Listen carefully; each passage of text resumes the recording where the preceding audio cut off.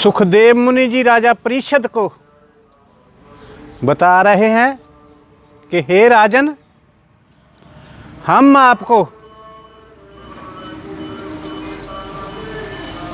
अनिरुद्ध के दूसरे विवाह जो उषा से हुआ, बानासुर की लड़की उषा के साथ हुआ, वो वर्णन करते हैं। तो सुखदेव मुनि जी कहने लगे कि हे राजन, बानासुर जो है राजा बलि के ज्येष्ठ पुत्र हैं, बड़े लड़के हैं। तो उन्होंने शंकर भगवान जी का इतना तप किया, बहुत तप किया और वरदान प्राप्त किया। बानासुर ने शंकर भगवान से वरदान में हजारों बाजू और हजारों बाजू जितना बल वरदान प्राप्त किया। तो शंकर भगवान से वर लेकर के वो हर पासे हर जगह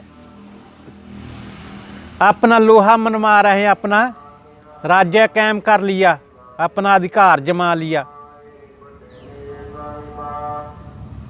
तो एक दिन ऐसा आया, बानासुर शंकर भगवान जी के आगे जाकर के कहने लगे कि हे शंकर,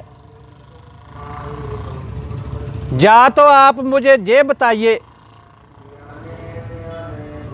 कि हम अपने बाजुओं का बल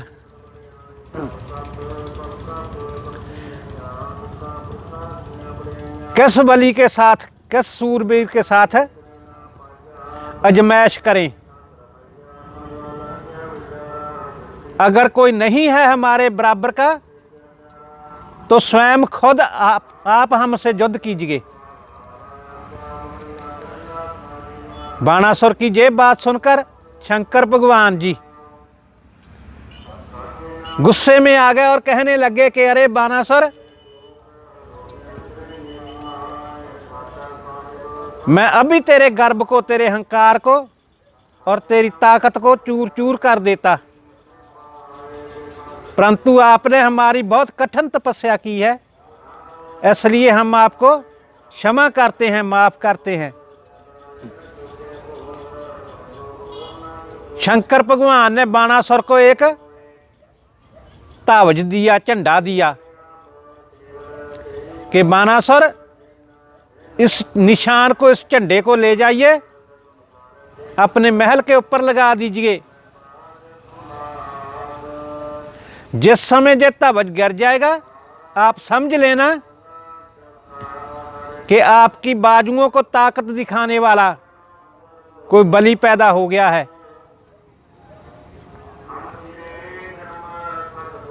तो बानासुर शंकर भगवान से वो तावज लेकर के अपने महल में आ गया और महल के ऊपर उसको लगा दिया और शान से अपना राज करने लगा। तो इधर बानासुर के एक लड़की है जिसका नाम उषा है, नौजवान अवस्था है, परियों जैसी है। तो क्या होता है, एक दिन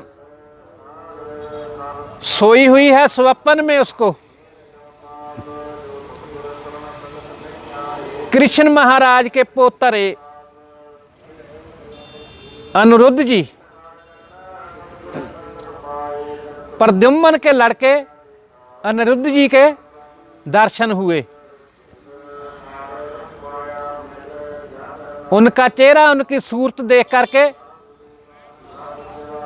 उनसे प्रेम हो गया। जब बातें करने लगी, उनकी सेवा करने लगी तो आँख खुल गई।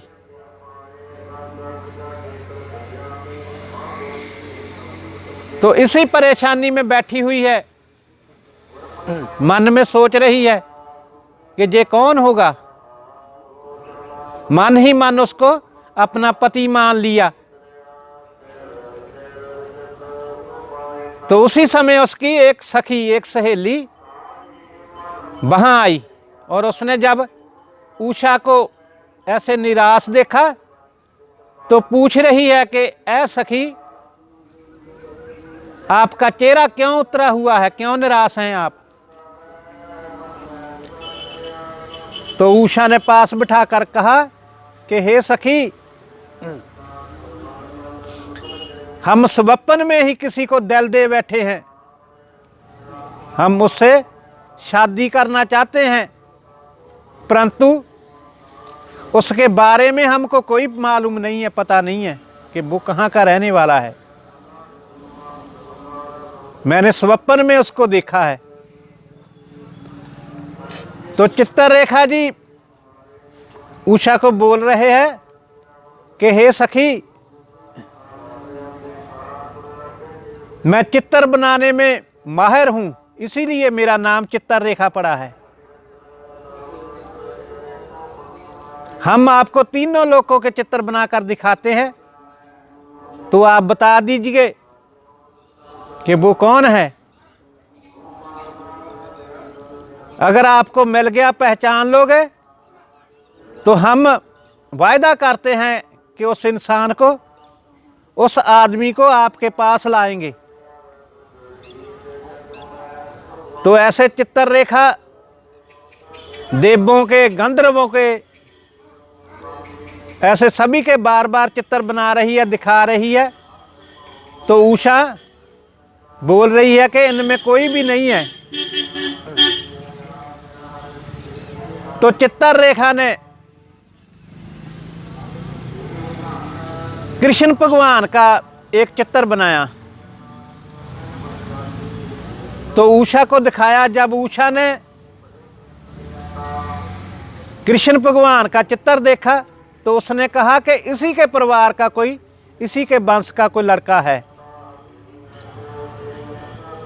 आप इन्हीं के परिवार के चित्र बनाइए तो हम आपको बता देंगे। ऐसे जब अनिरुद्ध जी का चित्र आया तो चित्तररेखा ने पहचान लिया कि वो इंसान यही है। चित्तररेखा ने बताया कि ये कृष्ण महाराज के पोतरे हैं, प्रद्युम्न के लड़के हैं, अनिरुद्ध इसका नाम है।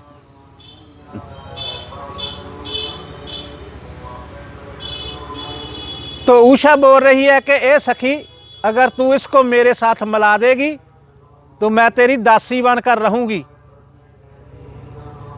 मेरे पर बहुत एहसान होगा तेरा। तो चित्तररेखा ने अपना भेष बदला और अपने विमान पर बैठ करके वो द्वारका में आ गई। तो जब रात हुई, समा देख करके उसने अनिरुद्ध को ढूंढ लिया और देखा कि वो सोया हुआ है। उसको बेहोश करने वाली दवाई दे करके अपने विमान पर बिठा करके, लिटा करके, तो उसको उषा के पास ले आई, उसके महलों में ले आई।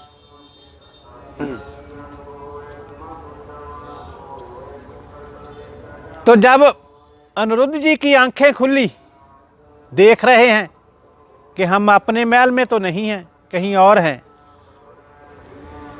एक औरत, एक लड़की उनके पास बैठी हुई है।